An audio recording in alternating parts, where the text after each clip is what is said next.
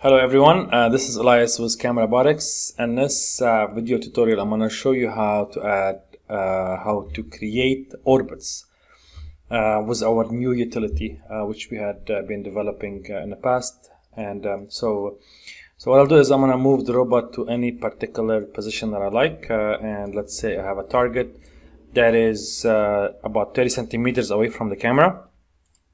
So we have made other videos about that. So here is my target. By the way, this new system, we can even move the targets as well. Alright, so I'm gonna say that the target is somewhere around here, and what I'll do is let's say the robot is actually looking at the target. If we want to do top down, what is important is that the whole move will actually occur in the same plane. So I'm gonna see the target. So the target is actually located at this position. So what we will do is let's add a keyframe here, right? And let's add another keyframe. Let's say the other keyframe is somewhere here, right? So this is not a perfect. So this is just a line, right? So obviously you can add a keyframe in the middle, and then you can tweak that to make an orbit. But if you want to make a perfect arc, you click on the first keyframe, we say orbit target, and then we select our target, right? So here's how we can actually get an orbit. So when we do this, there are a few options that you see here. So the way Lensmaster designs an orbit is we need, as you know, in order to create an arc, the arc has to be in a plane, right? So the plane that forms that arc has to be made with 3 points. And in our case, the 3 points are the first keyframe, the second keyframe, and the target. So if I actually move the target, I will actually change the plane of that orbit, and you can see that, right? So I'm moving this guy, and this is my plane, right? If I move it backward, so this is my plane. All right. I accidentally moved the keyframe, so let me just put it back again, and let me not move anything else but that. So here's how my orbit looks like, and what I'll do is let me actually do a split view and play that and loop that, and you can see that at some point you start to have these problems, right? And this is caused by the so-called gimbal lock. So what happens is, as the camera looks on a target from top down, your roll and your yaw axis essentially becomes the same, and it becomes difficult for Lensmaster to interpret which one is the roll, which one is the yaw. So the best way to actually solve this problem is by forcing the motion to actually occur in one plane. Not just one plane, it to occur in either like the X plane or the Y plane or the Z plane. Right, so the best way to do that is when you click on a target in Lensmaster in the Target Manager, we actually show you the position of the target. So what I'll do is we need to make some modification on the first keyframe, and I can set up the X position of this keyframe, and I'm gonna set it to be equal to the target. So I'm gonna make that 1.263, correct, and that's all I need. And another thing that I want to mention quickly about the targets is you have 3 options at the bottom for the radius. So you can do follow start. In this case, we lock the position of this first keyframe, and the second keyframe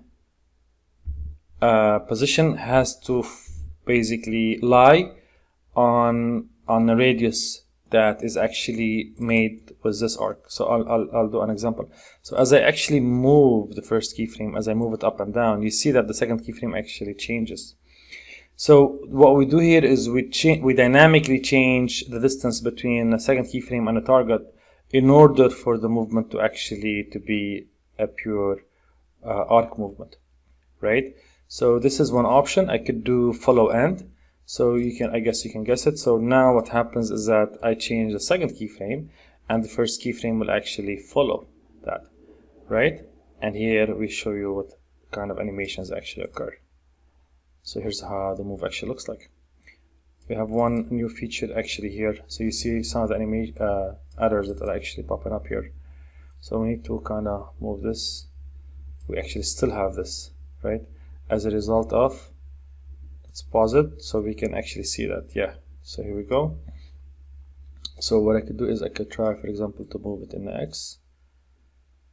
So sometimes you get these kind of errors, so A5 lower limit. So the easiest way to actually resolve this is by checking another solution, if another solution on the robot will actually address that, and apparently it doesn't look like we will actually have any valid solution here. You have to A5 lower limit, upper limit exceeded. Okay, yeah, that's because of this. So yeah, so A5 upper limit, so this is just a range, not A5 or A6. So this is that violation right there. All right. Okay, very well. So yeah, coming back to this, so we have follow end and then we have interpolated. So if I do interpolated, I could change either one independent, and what happens is that the radius actually interpolates between the first keyframe and the last keyframe, right? So I could move each one alone and we constantly can build that circle. All right, now let's come back to do a perfect top-down shot. So what I said is we have to come here, we have to modify the position of this keyframe, and I'm gonna make it 1.263. So here the plane is gonna be defined by this point, right?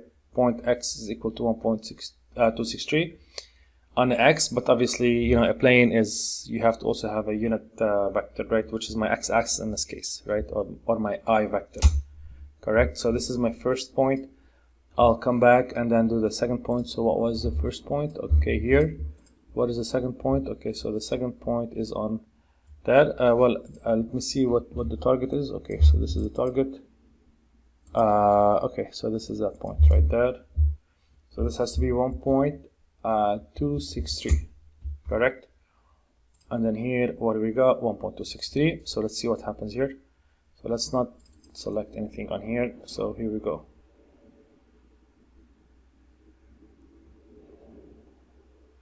This is your perfect top-down down on the robot. Here you could move anything but the X-axis, correct? So what happens is that, so I could move my Y. I don't think this is a Y. Okay, this is a Y. So I can do this all the way up to the point where I don't get that. So if I'm here, the circle will occur on the other end. Right, so you choose what you want.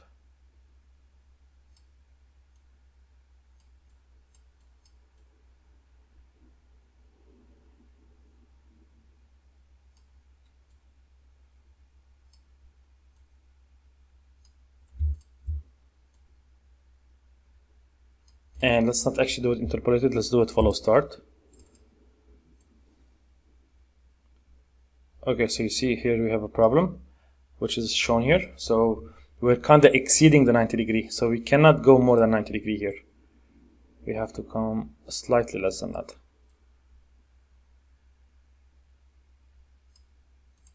Okay, let's play it. You can speed it up as well.